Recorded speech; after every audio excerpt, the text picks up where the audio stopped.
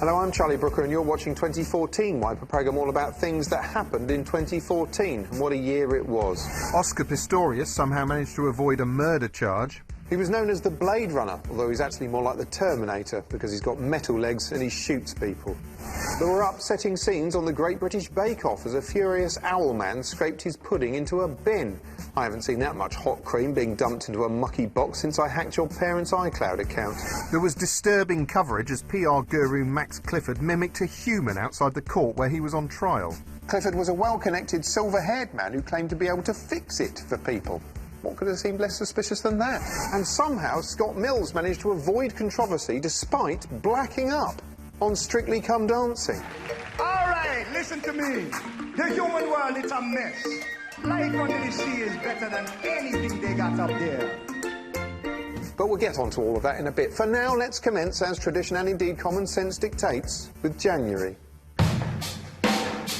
As 2014 began, Britain was bracing itself for invasion, just like in the good old days of World War II. This time, we weren't going to be overrun by Nazis, Vikings or killer wasps, but Romanians, or Bulgarians, or both. All Bulgarian and Romanian citizens will be free to live and work in the UK from today. Yes, reports suggested that foreign Romanians and Bulgarians, fed up with what the news depicted as their rubbish medieval homeland, where the sole source of entertainment is driving over the nation's one speed bump, were apparently set to flock to Britain in droves. I don't even know what a drove is, although it's probably some kind of Romanian boat made of dirty foreign sticks. Not everyone was happy about the influx. Chortling, boozy frogman of the people Nigel Farage was convinced too many were going to come here. I don't know how many are going to come. The best estimate has been put up by Migration Watch, which is 50,000 people a year for the next 5 years. 50,000? We don't have room for that many. What are we going to do? Breathe in? We should go over there and send them back to where they came from before they can leave. Come the day itself, the government stationed Keith Vaz at Luton Airport in a desperate bid to ward off any incomers. And as the first plane from Romania arrived, in they came. All one of them, a bloke called Victor in a green hat. And he was insisting he only wanted to work. I don't come to rob your country, I come to work, and you open the border. I come to work. Well, you're not taking my job. Speaking of which, I think my show's actually on at the moment. Well, that's all we have time for this week. Go away. Oh, you bastard. Interestingly, as well as meeting Vaz, Victor was greeted by Tory MP Mark Reckless, who was so appalled by the sheer number of immigrants he'd seen flooding in with his own eyes later in the year, he emigrated to UKIP. Anyway, around the same time people were pissing their pants over floods of foreigners, the nation was having far more bother with an actual, old-fashioned, traditional flood. Tonight at 10, more extreme weather on the way with strong winds and very high tides. Yes, in the words of Mr. Dapper Laughs, Britain was proper moist as a merciless deluge of raindrops threatened to turn the country into a particularly shit reboot of Venice. The sea apparently had decided to take a gap year and go travelling around places it didn't belong, such as the land. And any immigrants who had come over here were probably regretting the decision, although they did seem to be making the most of it. I think we are getting better in this, you know. Now we have more experience. Typical. Coming over here, breaking our brollies. Over in the USA, meanwhile, they'd completely eclipsed our extreme weather with some extreme weather of their own, the polar vortex, which made Narnia look like the Bahamas. Some amateur scientists soon discovered that if you stood outside in these freezing temperatures and lobbed a load of boiling water into the air, it turned into instant snow. The magical results filled screens everywhere. And it soon transpired that boiling water plus idiots equals the keys to Chuckle Castle. Also in January, Channel 4 pioneered a new TV soap opera which caused 1,000 years of shouting. Benefit Street. Welcome to the No Joke World. Benefit Street was, depending on how you looked at it, either a cynical punching-down attempt to goad the public into booing a set of hate figures, or a searing and heartfelt exposé of the troublesome life of an underclass many would prefer to ignore, with ad breaks. It was broadly sympathetic. The main trouble was the name, Benefit Street, a dog whistle title tailor-made to trend on Twitter and wind people up. Other equally subtle titles they probably rejected included The Great British Sponge Off, Deride and Prejudice, Downturned Scabby, Tweetbait Sink Estate, What the Paupers Say, and Strictly Scum Chancing. The end result was a feisty debate culminating in Channel 5's opportunistic Big Benefits row, which brought some much-needed incoherent bellowing to the cultural conversation. My CV goes everywhere. My CV is everywhere. My CV is everywhere. Well, that's that cleared up then. Having settled the welfare state for good, harmony was restored and Channel 4 continued its proud tradition of public service broadcasting. I wonder if I will miss him when he's not here. My Buggy Body, after Benefit Street. Later in the month, following a nighttime road race in Miami, melodic pipsqueak Justin Bieber briefly went from world's most desired pop star to world's most wanted man. His disarmingly cheerful mugshot was all over the media and he was condemned as a bad influence. In astonishing scenes, one Brazilian TV host was so outraged he held an on-air protest in which he improved Bieber's latest CD with his foot. Vou nem esperar o intervalo comercial. É agora mesmo. É agora mesmo. Aqui para esse CD do Justin Bieber, ó. But this wasn't the only showbiz gaffe of the year, no, because in February, during a staggering American news interview, a news anchor mistook Samuel L. Jackson for Lawrence Fishburne. Did you get a lot of reaction to that Super Bowl commercial? What Super Bowl commercial? Oh, you know what? I've been my mistake. You know what? See, you're as crazy as the people on Twitter. Right. I'm not Lawrence Fishburne. That's my fault. I know that. That was my fault. My mistake. You know what? We don't all look alike. Oh, what a ridiculous mistake to make. I mean, here's Samuel L. Jackson and here's Lawrence Fishburne. Totally different. Racist. Meanwhile, the world was shocked by an outbreak of what resembled 14th century combat in the present day in Ukraine. Or the Ukraine. I never really know if it's the Ukraine or just Ukraine. Maybe that's what they're fighting about. Suddenly, news channels were brimming with unpleasant footage of a standoff between the government and pro-EU campaigners who were turning the centre of Kiev into a cross between Mad Max and a live performance of Stomp that had spiralled completely out of control.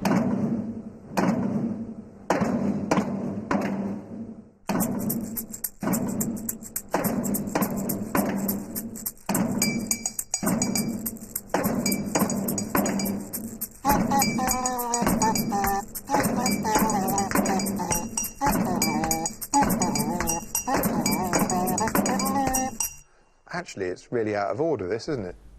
March was enlivened considerably by the glitzy annual backslapping festival, the Oscars. This year's ceremony was hosted by Ellen DeGeneres and was chiefly memorable for one particular moment in which she gathered some stars together for a selfie, the end result being sadly only the second most viewed image of Jennifer Lawrence available this year. One of the big winners this year was 12 Years a Slave, a harrowing epic which brought home the misery of slavery by making you sit in a chair for 3 hours until it was over. There was this really good sort of film thing called 12 Years a Slave. I wasn't sure I'd understand it because I haven't seen 1 Year's a Slave or 2 Years a Slave or any of the others, but turns out that didn't matter because I didn't understand it anyway. The main bloke in it was a violinist, right? And he was really good at violinism, like Nigel Kennedy. But unlike Nigel Kennedy, he ran off to join a circus and accidentally joined a farm instead. And not just any farm, but like the harshest farm ever. They all had to collect like bits of cloud that had got stuck on trees, which sounds like a really nice job from a fairy book, but actually looked quite knackering. The people they worked for were really out of order, like in that film Horrible Bosses. I'm not saying this lightly, because it's a big label to put on someone, but I actually think some of the boss people in it were a little bit racist. They kept treating him like shit, and you're like, tell him to shove the job, mate, but he never did. Eventually the main bloke goes, sod this, 12 years a slave is enough for me. I can't hack it anymore. It was good they made it, but they didn't really need to because they don't have racism in America anymore. When they voted for Obama, they sorted all of that out, drew a line under it. These days, America's changed and black people can be whatever they want to be, as long as it's either president or shot. Also in March, Malaysian Airlines flight MH370 unexpectedly went missing somewhere over the ocean. Air disasters are always big news. This one was bigger than most because the whole thing was also a genuine mystery. Sky News resorted to running a kind of on-air guessing game with a room full of experts placing their bets on a map of the sea like roulette crossed with battleships, while Fox wondered how long the search would take considering how much time other mysteries took to solve. So it took us, 100 years to find the Titanic? It took us 2,000 years to find Noah's Ark? Yeah, it took us 2,000 years to find Noah's Ark, but then mythical boats don't usually show up on radar. Speculation reached its nadir with Channel 5's opportunistic The Plane That Vanished Live, fronted by no more an authority than Donald McIntyre. It's the mystery that's baffled the entire world. What has happened to flight MH370? Tonight, the question everyone wants answered won't be answered. The show itself featured international correspondents who didn't know where the plane was, a terrorism expert who didn't know where the plane was, a psychologist who didn't know where the plane was, a man who looked old enough to predate air travel itself who didn't know where the plane was, and an air accident investigator who didn't know where the plane was. I know you don't wish to speculate, but your best guess? It's very difficult to say because we've got no evidence. Yeah, well, no one needs evidence when there's brilliant speculation to be had. Was it pilot suicide, a new Bermuda Triangle? Could it have been a rogue missile or even alien abduction? No. In April, there was a jolly nice story about a jolly nice young man called George. Yes, the world's media joined Killiam as they went touring down under with the Joffrey It's OK to Love, Prince George. Mum and Dad had a packed itinerary. They headbutted the locals, met some plebs, did some swinging, made direct eye contact with a man doing a shit, enjoyed the Australian remake of Mrs. Brown's Boys, and were underwhelmed by a rock. But no one really cared about them. The person they really wanted to see was Wickle Prince George. And just like any other royal, the news found his every move inherently fascinating. Prince George attended his first public engagement today, and he wasn't mucking about. Yes, he was. He wasn't afraid to assert himself. But then that's perfectly normal for an 8-month-old boy. So's crawling, which he probably learnt from you. Afterwards, parents of other less regal and therefore ultimately unimportant infants were asked how they'd found their encounter with a superior baby. He sort of took control, went into the middle of the circle of toys. He hunted out the biggest toy, propped himself up, and yeah, he owned the place basically. That's because he does own the place. And you, and your kid, whatever it's called. It's not royal. Don't see why I should give a shit. In May, Jeremy Clarkson became a star in a massively sized fracas. Yes, Top Gear presenter and professional controvergonk Jeremy Clarkson stood accused of using the N-word. And by N-word, I don't mean Nissan. The roots of the outrage lay in this apparently innocuous sequence from an old Top Gear in which Clarkson had to choose between two motors. Eeny, meeny, miny, mo, catch a teacher by his toe. When he squeals, let him go. Eeny, meeny, miny, mo. But wait! An incensed Daily Mirror had uncovered alternative footage of Clarkson's Eeny Meeny act in which they said Clarkson used a racially offensive word, although the man himself was on Twitter saying he hadn't. So it was Clarkson's N-word against theirs, but who was right? Only one way to find out. Eeny, meeny, miny... No! Clarkson was now dick deep in trouble, and as Sky News made dazzlingly clear, everyone wanted to talk to him. Hello, is Jeremy there? It's just Adele from Sky News, wondering if you might come out for a chat. Eventually, amongst growing calls for him to be sacked, Clarkson issued an Eeny Meeny apology, apparently filmed in a surface station toilet. Please be assured, I did everything in my power to not use that word. Oh, I know how he feels. I'm doing everything in my power to not express what I think about that. That I'm sitting here begging your forgiveness... while shitting. ...for the fact that obviously my efforts weren't quite good enough. He's never going to make the honours list now, except maybe as a knight who says nee. By now, the news was filled with people saying the N-word. He says he is mortified he had used the N-word. The N-word. The N-word. The so-called N-word. Which meant the one place you could unequivocally hear the word itself being spoken aloud was in your own mind again and again, because I don't know about you, but every time someone says the phrase, the N-word... N-word. N-word. N-word. N-word. My brain auto-corrects it like a racist iPhone, just so I can understand what they're saying. So while this was in the news, my internal mental readout resembled a collision between hardcore East Coast hip-hop and the screenplay for 12 Years a Slave. That wasn't the only media storm for Clarkson this year. There was an inflammatory licence plate, and he was criticised for using the word slope to describe an Asian man on a bridge. There's a slope on it. It's funny because it's racist. Hey, do you remember being particularly happy this year? Me neither. But apparently, we were. It might seem crazy what I'm about to say. It all began when celebrity hat stand Pharrell Williams' song Happy went viral. Deceptively bland at first, infuriatingly catchy after 2 listens, the toe-tapping clap-along earworm was taken to the globe's heart, probably because unlike everything else in 2014, it expressed an emotion other than soul-crushing terror. Because I'm happy. Clap along if you feel like a room without a roof. This This up-tempo reboot of If You're Happy and You Know It, Clap Your Hands quickly became unavoidable, with irrepressible happiness belting out of every radio, tinkling away in the background in every clothes shop, leaking from the headphones of the maniac sitting beside you on the train, and tootling from the radio as you accidentally reverse over your dog.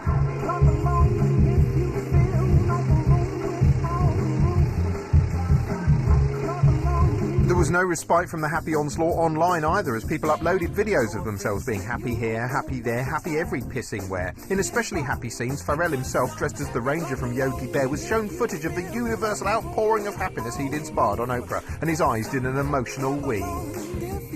Why am I crying on Oprah? Well, if that upsets him, imagine how he'll feel when he finds out that rooms have ceilings and not roofs. But hang on, amidst all the global YouTube revellers was a number of Muslims sharing videos of themselves dancing in a bid to overturn negative media stereotypes, and the news made clear that amongst them was a group of fun-loving Iranians who'd uploaded their own version, Happy in Tehran. With disastrous consequences. You all know the song that has become a global anthem for optimism, Happy by Pharrell? Know it, I can't escape it. Well, some young fans from Iran decided to join the movement. Their irrepressible joy met with an ominous show of force. They rounded up and arrested the 6 dancers and the filmmaker. Yeah, well, they don't like Pharrell in Iran. They prefer Shariah Carey. Throughout May, all the political parties were campaigning for the local and European elections being held at the end of the month.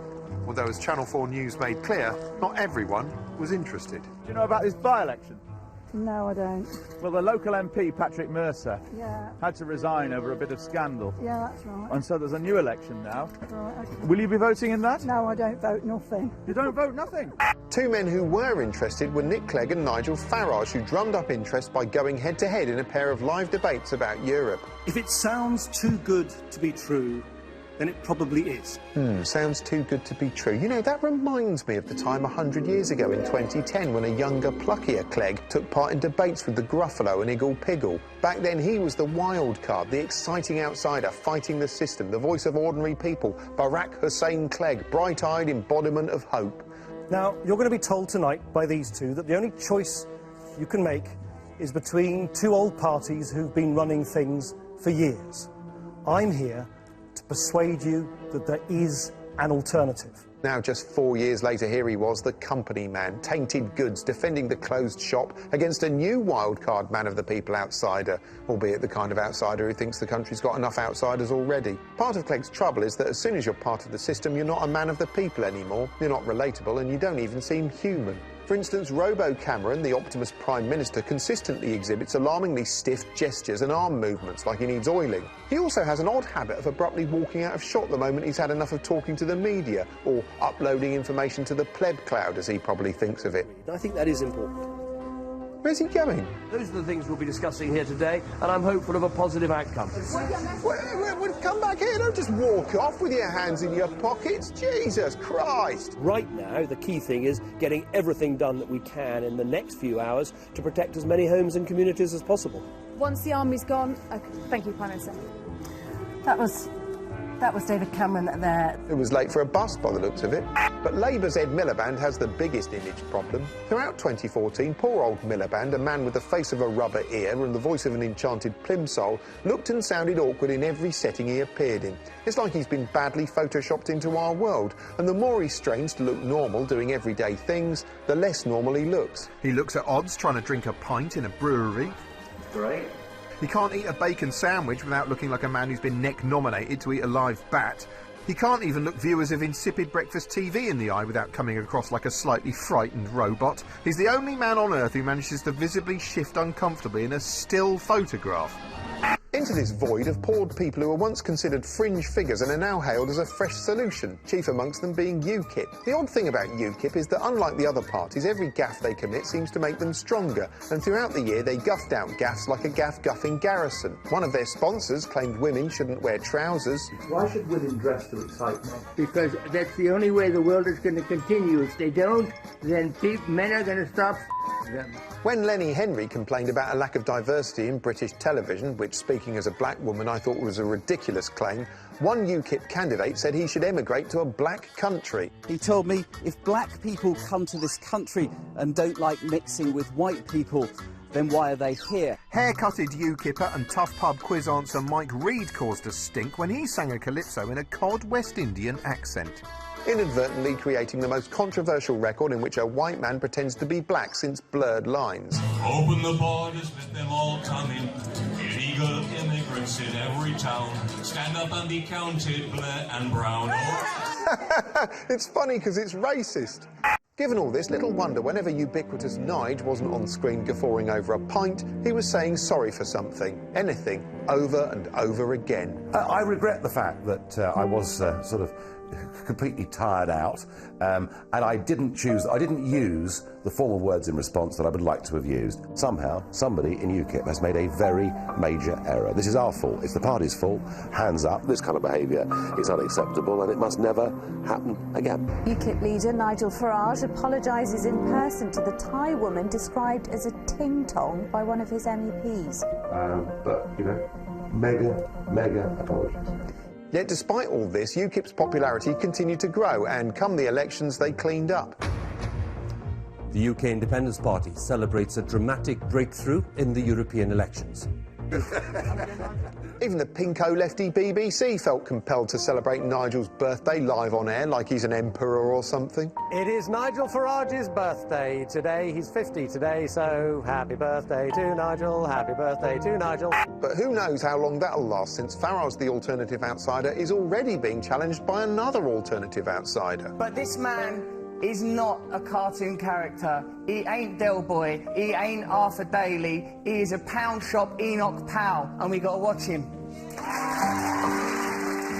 Usually politics is really boring, but this year it got more interesting because it had Russell Brand in it.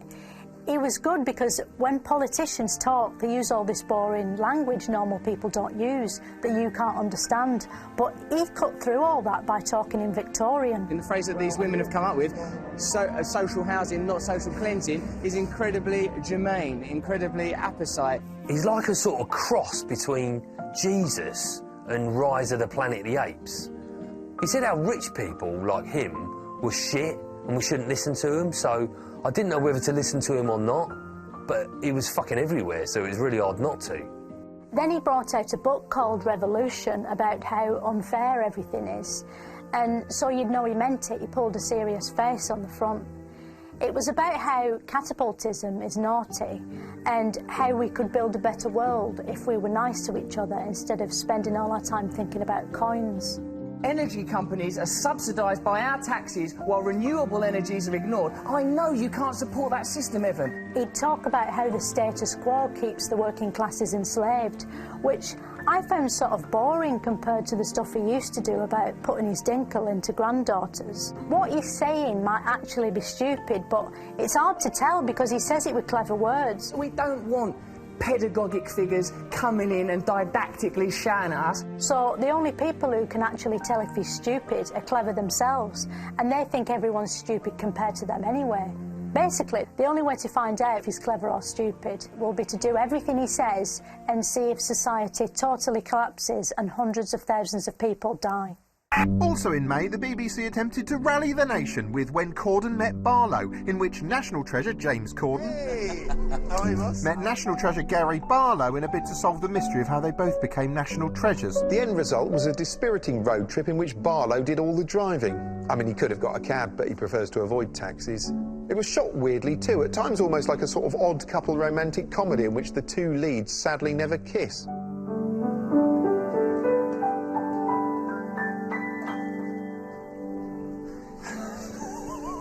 Sometimes it was like watching an episode of The Royal Family or a Creature Comforts animation before they put the plasticine in. What's been your proudest moment? I've got to say the OBE, haven't I, really? It's a good day. It has been the ultimate occasion, hasn't it? It was a good day. Yeah. The best bit happened after, really, didn't it? Yeah. Because I'd made a stew at home. Right. So we raced home, we got the award, done the pictures, raced home, we all tucked into this stew that I'd made earlier, wolfed it. Although he is an incredibly accomplished musician, this is my favourite one of his. Look at that, total concentration. I mean, he's boring, but he's focused. Gets good in a minute. Probably still thinking about that stew, look at him. Any minute now. Seriously, stick with it. It's going to get good. Good bits coming up. I know how to improve this. Just add a bit of Ukrainian stomp.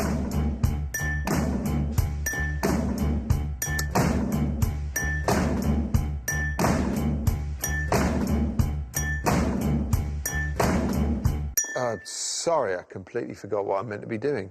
June heralded the glorious World Cup, the global festival of kickery-pokery. The sheer magic of football was apparent from the offset, with players flying in amid swirling allegations of FIFA corruption to be greeted by a traditional Brazilian street party. Then in surprising and powerful scenes, Luis Suarez caused outrage when he was caught biting an Italian man on the shoulder from behind, like your dad did in the Navy. 2014 will perhaps go down as the year the internet no longer seemed like quite such a benevolent presence in all our lives. I mean, for years we were like, oh look, it's full of kitten pictures. But this year, lurking behind almost every unpleasant event was some kind of online origin story. Trolling, harassment and online misogyny were constantly in the news. Celebrity photographs were stolen and shared, and Sony Pictures suffered the most merciless hacking since Janet Leigh in Psycho. Then, of course, you had terrorists using the internet. Yeah. I suppose I've got to talk about ISIS, if that's what you even call them. I mean, I don't know if they're ISIS or ISIL or just IS, which I suppose is sort of vanilla ice.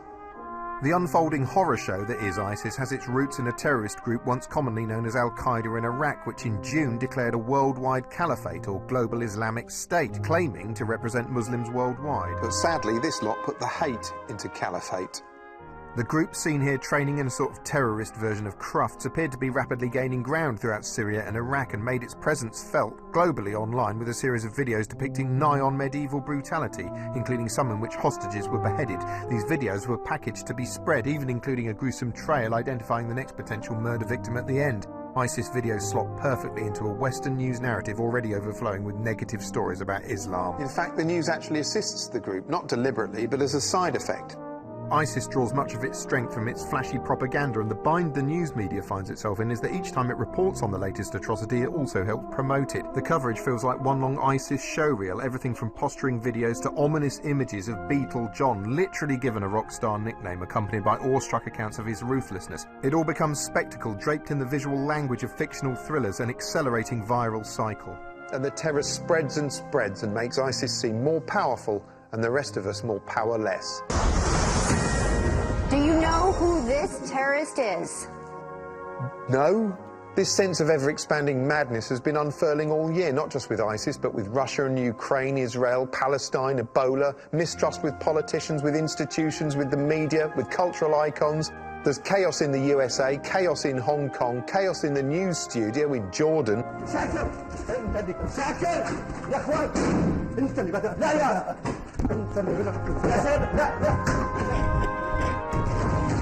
At times, the news has been so chaotic, the newsreaders themselves don't want to turn up and read it. Even seasoned reporters are chickening out live on air. Nicholas, what does it say?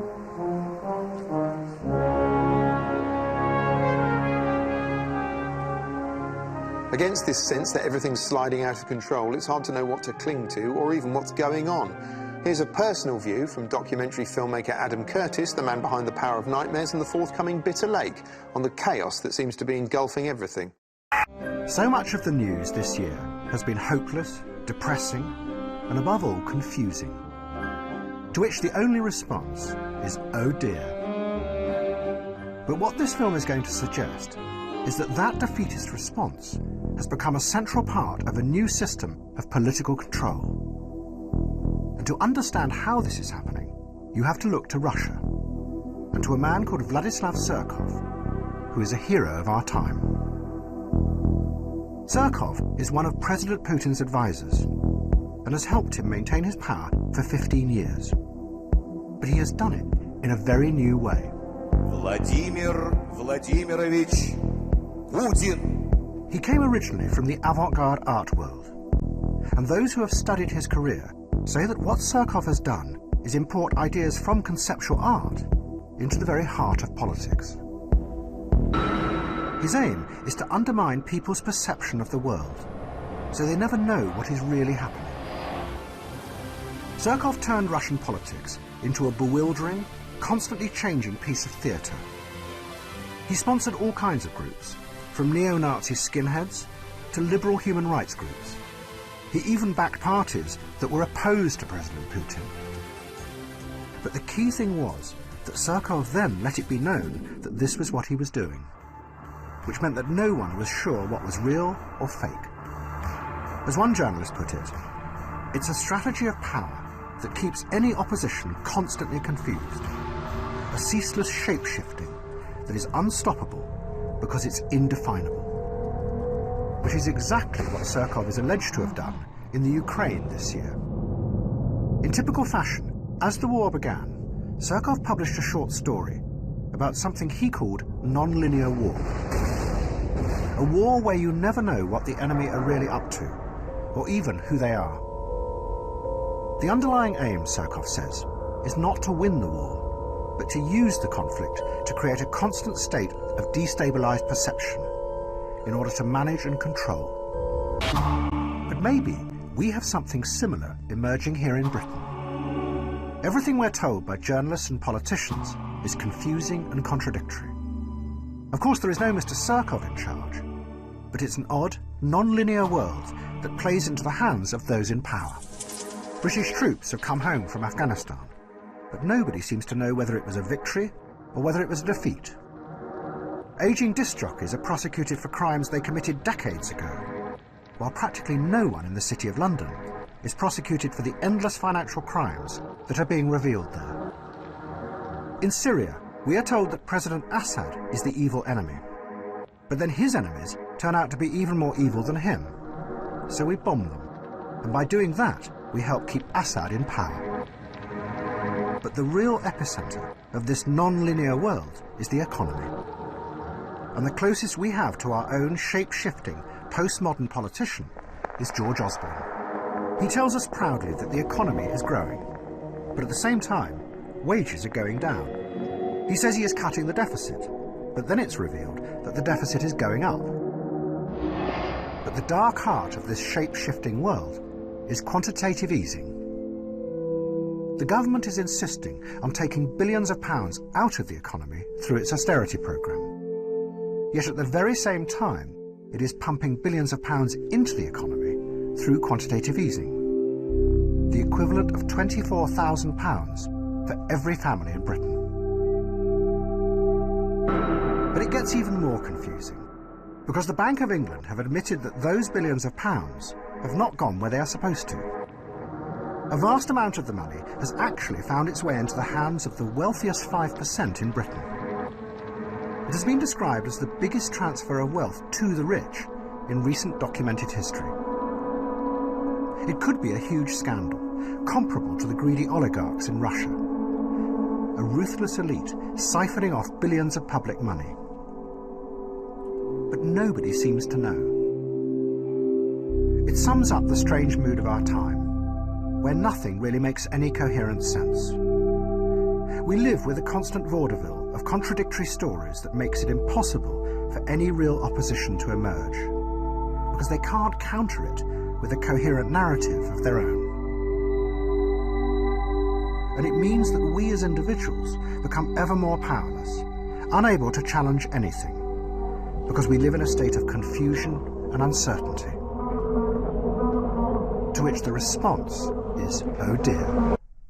But that's what they want you to say. There was this Australian man called Rolf Harris who'd come over to Britain years ago and hung around for ages like Australians do, working as a sort of odd job man for the entertainment industry. He was an other people entertainer, in that you always assumed other people found him entertaining, when actually he wasn't. Anyway, he was sort of quite popular until this year, when it turned out that as well as doing his entertainment, he was a criminal. He'd committed all these terrible crimes years ago and then escaped from the past and tried to get away with it by hiding in now. But luckily they caught him. Now, you might have noticed there were a lot of depressing stories this year, so to counteract that, here's some funny music. Right, now for Ebola. This unpleasant shoelace is Ebola, a terrible, highly infectious disease that's ravaged some regions of Africa, causing untold misery. It's a grave concern in the affected countries, but is very unlikely to spread in the West because we've got an infrastructure that should be able to cope with it. We also have the luxury of publicly worrying about Ebola in an entertaining way. In Mississippi, for instance, parents began taking their kids out of a school after a rumour the headmaster had just returned from a completely different part of Africa. Principal Lee Wannick just returned from his brother's funeral in Zambia, far from the Ebola hotspot countries on the other side of Africa. Really, the only people at risk outside Africa were health workers returning from disease hotspots, hence the small number of isolated cases. Unstoppable American blowhard super tit Glenn Beck showed his audience how difficult it was for health workers to avoid contamination by donning hazmat clothing himself and getting some lackeys to simulate the challenge of tackling Ebola symptoms. Yeah, you tasked me with coming up with a way of simulating the projectile vomiting and explosive diarrhea. This largely involved flinging the contents of an entire Italian buffet complete with full chocolate pudding course at him. Not that the average Joe needs all that protective kit. One US news network lucidly explained Ebola isn't necessarily that easy to catch. You have to come in intimate contact with it while the person is infected. Now, if you came across some strange mucus or feces or something out there on the subway, the street, or anywhere else, you know, don't eat it, you know. But only until this all blows over. After then, knock yourself out. Later in the year, Ebola was linked to a sudden re-emergence of the Band-Aid virus that had laid dormant for years. This was an attempt to recreate the successful formula that had previously ended hunger, made poverty history and brought peace to Africa. A huge crowd of pop stars I don't recognise queued for their turn to sing into a table tennis bat, including Bono, who hadn't actually been invited. He was installed on the song automatically from Apple's iCloud. Tonight we're reaching out and touching you. Normally, when someone pops up holding a bucket and talking about charity, you do your best to avoid them. But there was no avoiding them this year, even if you put the bucket on your head, which was sort of the point. This is the Ice Bucket Challenge, raising funds and awareness for ALS. I nominate Jamie Curry, Kevin Timmerly, and Beyonce. The concept was simple. Mention the cause, nominate 3 mates to copy you, empty a bucket of iced water over your head, and lob the result on YouTube. It was fun, and it was ubiquitous. Of course, it didn't really count until celebrities got involved, and before long, the great and good could be found online in a series of internet videos. It all looked like good, clean, famous fun. Everyone had a go. Tom Cruise, Benedict Cumberbatch, Steven Spielberg, Cilla Black, even Ed Miliband joined in. Simon Cowell, no stranger himself to pouring cold water on people's dreams, had fluid sloshed all up his back on the deck of a yacht, which is the first time that's ever happened. Or shucks warmongering hell-wraith George W. Bush tried to wash the blood off his hands with a dousing. He was into the Ice Bucket Challenge years before anyone else, although back then he called it waterboarding. But the bucket-chucking fun had its pitfalls. Over-enthusiastic members of the public, who earlier in the year had failed to remember that boiling water is hot, were now failing to appreciate how heavy a container full of water can be. And before long, there was a spate of videos raising awareness of neck injuries instead. Palestinians also got in on the act with the Rubble Bucket Challenge, in which the object was to raise awareness of the situation in Gaza by tipping a bucket of smashed-up building rubble all over your head. That is really terrible. Everyone should understand this is no joke here. Also in August, the final gasping repercussions of 2012's glorious Olympic legacy dribbled onto BBC One in the form of celebrity gymnastics contest Tumble. Your host, Alex Jones. Saturday night, and this is Tumble. Jesus Christ, what is it with these simple programme titles? We've had Splash, Jump, now Tumble. What's next? Plop? The first event was clearing the impossibly low bar the BBC had set itself, and accepting that challenge were a galaxy of stars, including H from Steps, aka Ian Watkins. And just to be clear, he's the Ian Watkins it's still okay to like. Although he is testing that to the limit, if I'm honest. Watching what amounted to celebrity forward rolls and a level of spectacle you wouldn't crane your neck gently to watch if it was happening behind you while you sat in a deck chair, it became apparent this was a format they should really have been saving for the months and years after the apocalypse. Interestingly, that is the precise opposite of an act I once saw in Bangkok. Police have searched the home of Sir Cliff Richard. The BBC tried to do this new kind of celebrity reality show, Cross with the Bill. What they did was they started searching famous people's houses on TV, people who hadn't been arrested or charged with anything. They had all cameras outside and they flew over in a helicopter so you could tell what a building looks like from the air when there's police inside it that you can't see. It was sort of like Extreme Through the Keyhole, where instead of thinking, who would live in a house like this, you were thinking, how the hell is this allowed to happen? Which is an interesting new spin on it. After it went out, the reviews were terrible, like people said it was worse than Tumble, and they got loads of complaints. I don't think it'll get another series, to be honest. In September, millions of people were asking themselves one simple question. Am I Scot or not? Yes, porridge-scoffing super northerners, the Scottish, went to the polls to decide whether to get divorced from the English and leave Britain to go and live in Scotland.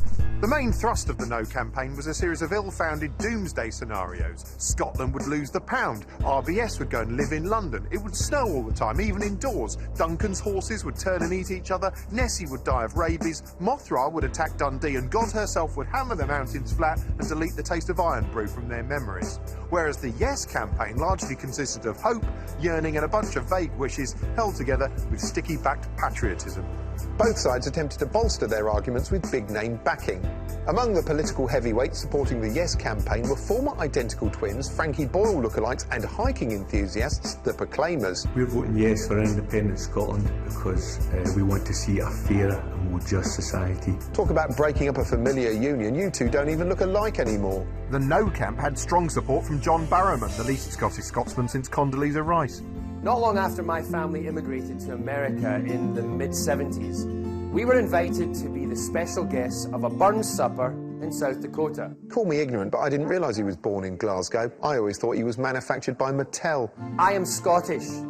I do have an opinion, and I do have a voice. Yeah, usually an American one. J.K. Rowling gave £1 million to the No campaign, instantly prompting some carefully considered conversation on social media. For instance, Twitter user System Overload said, "Get J.K. Rowling tay fuck, her books are pish. Got a specky bastard, a ginger and a squeaky wee bitch fucking about way wands. Wits up where that." Wits up indeed. Politically, the debate was personified by Alex Salmond and David Cameron, both of whom gave countless impassioned speeches making the case for their side. We can't recount all of those speeches here, but cut-and-paste collaborators Cassette Boy have boiled down the essence of everything they said into one handy musical package which starts when I bang my head on the desk.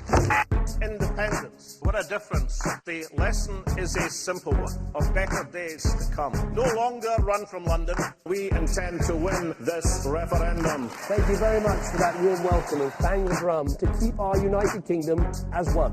We cannot change forever the way our country is run. Because I believe in Team GB, but believe me, I love Scotch whisky.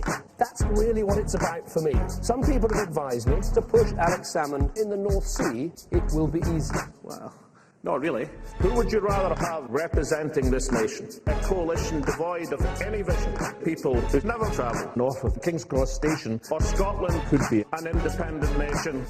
My argument today is we want you to stay in the UK. That way, Scotland has to stay in our national club. In the club. Would rather go straight to the pub. A life in Scotland is no life at all. Better than living south of Hadrian's Wall, where quality of life continues to fall, thanks to the Philistines of Whitehall. The sight of that man makes me sick. We all know living in Scotland is catastrophic. Home of the drug addict or the alcoholic. David Cameron, you are a Westminster dick. And I tell you now, Scotland is ours. We won't keep our vow. They won't get more powers. We will not finish what we have begun. Scotland will be going back to square one. When the polls close and the voting has been done, could it be the end of David Cameron? That's the main reason, to say yes, to speak out against the forces of darkness. I say no. We know to vote yes. As the vote neared, a shock poll suddenly put the McShits up a previously complacent Westminster. Even experts found it hard to know what to make of some of the poll results, especially if they were watching CNN. A survey of 6 polls says ultimately the answer will be no, but it's close. You see the numbers, 52 to 58%. Good old CNN, accurate reporting, 26 hours a day, 17 days a week. Lots of last-minute promises were made about what would happen if Scotland voted to stay in bed with Britain, a list that read like a desperate late-night text from a boyfriend who just doesn't want to be broken up with. Scotland could have more tax-raising powers and England would make it breakfast every morning. Scotland could borrow the car at the weekend. England would fill the dishwasher like it had promised to. Eventually, the No Camp got so desperate they dug up former PM and haunted butler from a horror movie, Gordon Brown, hoping some of that warm nostalgia we all share for 2010 might help. In the end, the No campaign won by 11 points on a genuinely impressive turnout of 85%, the highest for any vote since Series 3 of Big Brother. SNP leader and the automatic pilot from Airplane, Alex Salmond, resigned, and Scotland went back to McNormal. In October, ITV2 broadcast Release the Hounds, a staggering new game show in which hapless contestants had to solve horrifying puzzles, culminating with an astonishing challenge in which they attempted to outrun a pack of hungry dogs in a sort of cross between Total Wipeout and the CIA's enhanced interrogation techniques. But oddly enough, that wasn't the most controversial show on ITV2 that month. No, that'd be Mr. Dapper Laughs. Dapper Laughs started out as the brainchild of former estate agent Daniel O'Reilly, who uploaded a series of 6-second vines in which the titular Mr. Laughs shared the contents of his brain, which sadly often ran out before those 6 seconds were up. 6-second sex secrets. You're giving us a blowjob. Don't keep eye contact. Not sexy. It gets a bit awkward. Stop looking at me! He was an estate agent from Clapham, saying the sort of thing you imagine an estate agent from Clapham says to amuse other estate agents from Clapham. The tragedy was the rest of us could see it too. Welcome to management training for beginners. Always connect with your staff. Talk about social things. At weekend, Steve, loads of beers. What are you up to, Susan? Sucking dick. As well as sexism, there was also cheap homophobia. Never eat bananas around gay men. Wait, I like pussy! And some material that veered into what you might charitably call ill-advised territory. If you know the trick to getting the bra off quickly, she's yours. Turn around and lift up your fucking shirt. That is terrible. Although, if you ask me, the most offensive thing is he's filmed all of this in the wrong orientation. Turn your f***ing phone sideways, Laughs! Given that, it was perhaps surprising when ITV2 offered Mr. Laughs his own dating show. They've only gone and given me my own ITV2 show. Hey, yay! Dating's out and pulling's in. Dapper! Anyway, before long, Dapper Laughs on the Pull was on the air, a sort of makeover show in which the oily tit attempted to transform awkward, insecure men into lady killers. Come to pimp your penis. How you doing? All right? All right, yeah. Look at this thing. Jesus Christ. No wonder you can't get no minge. Your face looks like one. Now, on the face of it, there's only the faintest pube of difference between Dapper Laughs material and that of fellow ITV2 face Keith Lemon. Smash her back, darling. Destroy her. I would ruin that. Difference is, while the character Keith Lemon is clearly a preposterous, non-threatening dick, the character Dapper Laughs seemed to be actively celebrating crass laddism, and he was appearing in a show in which he gave advice to real people. Don't talk to the boat at the end of the month. And he couldn't be an ironic character, surely, because the bloke who played him wasn't middle class, and only middle class people do irony because they're sophisticational and better than plebby chimps and that. But then shit got real. Dapper got into a spat with a website, some of his followers piled in with misogynist abuse, and soon a full-blown Twitter storm was raging. And when a murky video emerged in November of him digging himself even further into a hole, the game was well and truly up.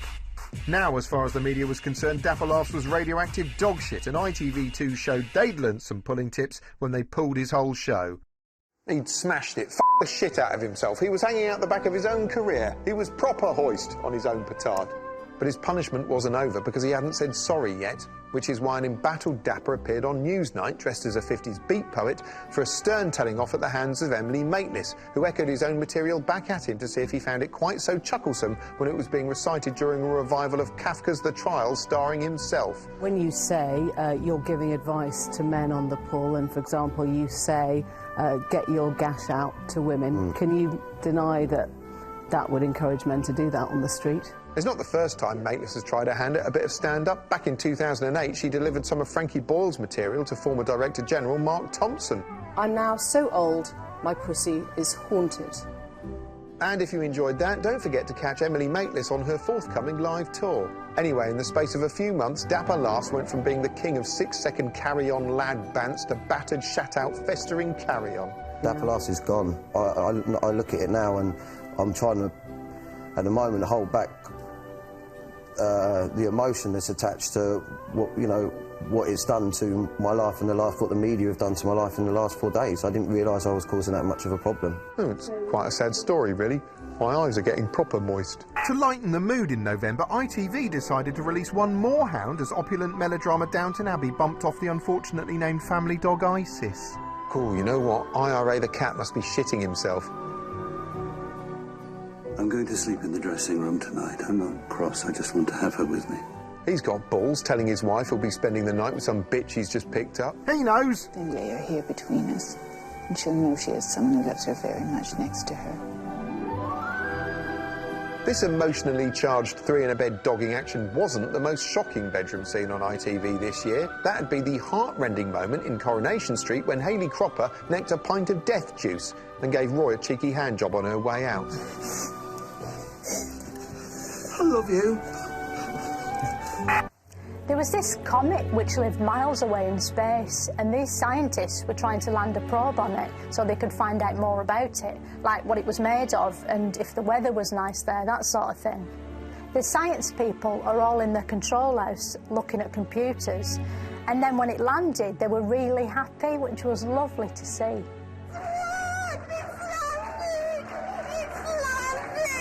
Then the probe sent back these sort of selfies, which everyone said were amazing, even though they were in black and white. It was all just rocks. Like no trees or waterfalls or even like, I don't know, a horse by a pond in the background. Anyway, the news coverage was really great, totally comprehensive.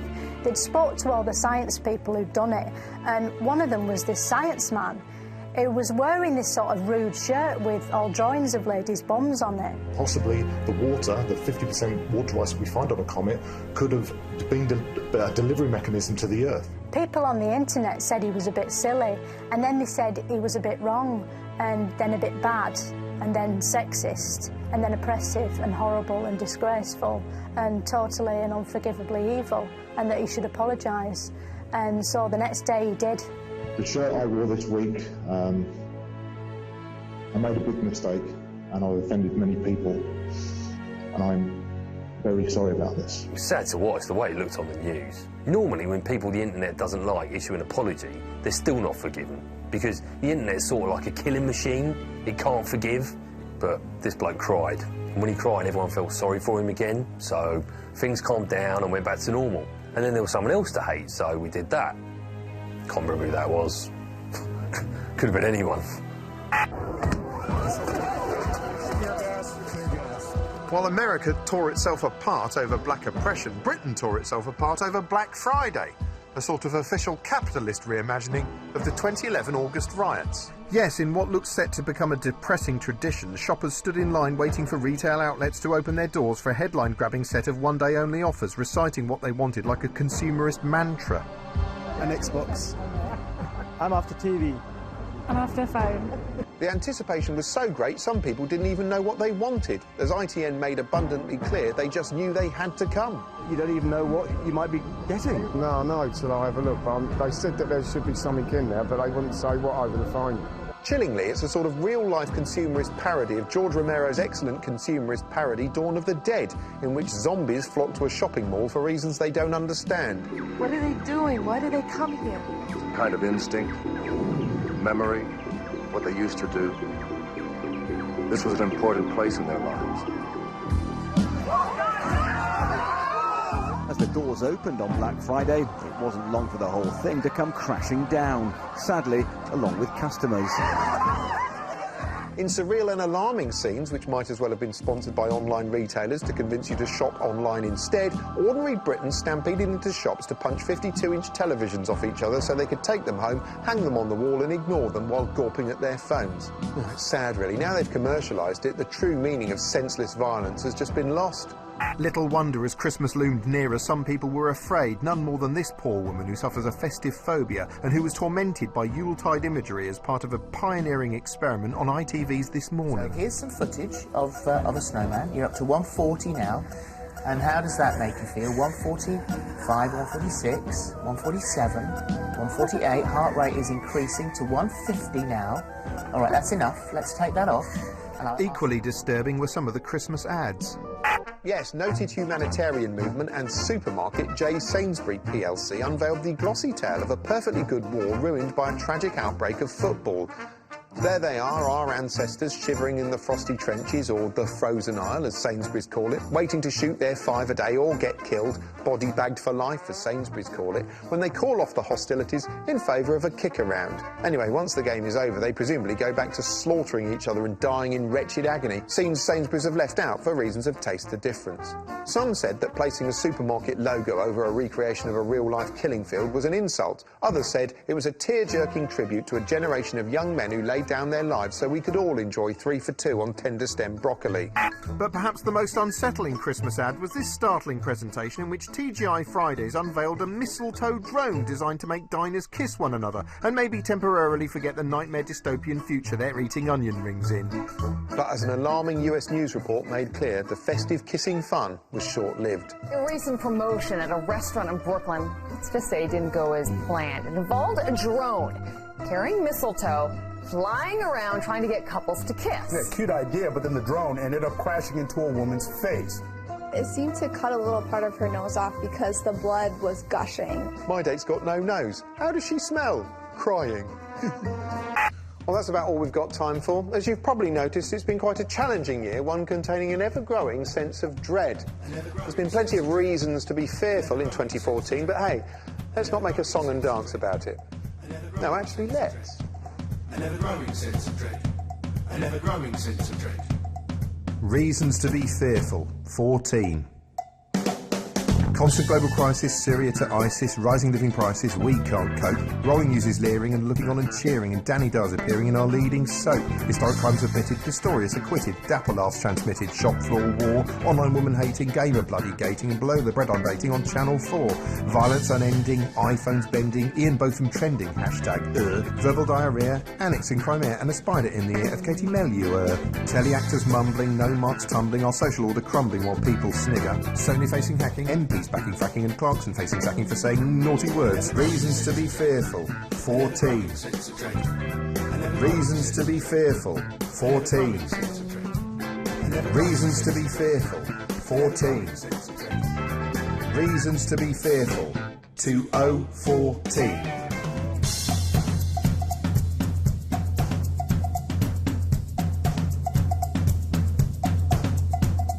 Reasons to be fearful. 14. Awful fear and dreading, Ebola virus spreading, Clooney's bloody wedding and that damn song. U2 uninvited, UKIP all delighted, and everything Mark Wright did all year long. Corruption in the city, Scotland getting splitty, Woody couldy diddy, that's no joke. Porridge for Rolf Harris, Miliband embarrassed, Cameron was harassed by a random bloke. Devastated cliff face, choppers over cliff's place, baked Alaska misplaced, feelings hurt. Solange attacking Jay-Z, Atmos looking hazy, and Twitter going crazy for an ill-judged shirt. Brooks Newmark with a hard-on, Boko Haram, her continued stardom, Jeremy Hunt. Russell's revolution contains no solution, he's untouched by evolution, the ape-like chap. Reasons to be fearful. 14. Reasons to be fearful. 14. Reasons to be fearful. 14. Reasons to be fearful. 2014.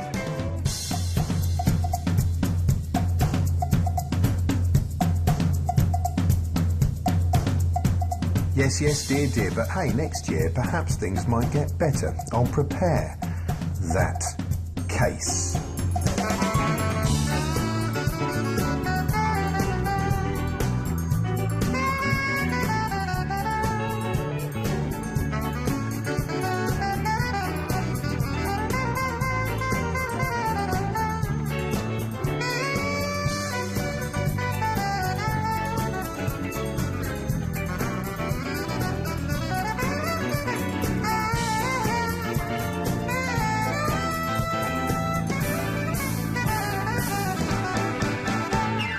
Reasons to be cheerful. 15.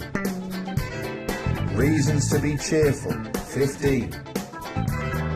Reasons to be cheerful. 15. Reasons to be cheerful. 2015. Let's try looking forward, beyond West Norwood. Maybe things will turn good in months to come. Economies recover, we all embrace each other, and the love will spread like butter. And your mum. More Peter Capaldi? You might go on holiday. The bargain bin at Aldi's full of cheap check beer. You can do some voting in new royal baby dating. Oh shit, I'm sugarcoating. Back to fear. Battlefields burning, stomach always churning. Benefit Street back to Series 2. Every day up early, Nigel Farage and Kay Burley, belligerent and surly on Sky News. Another coalition, parliamentary repetition, hatred and suspicion every day. Apocalyptic weather, going hell for leather. That's the end for this year now, go away.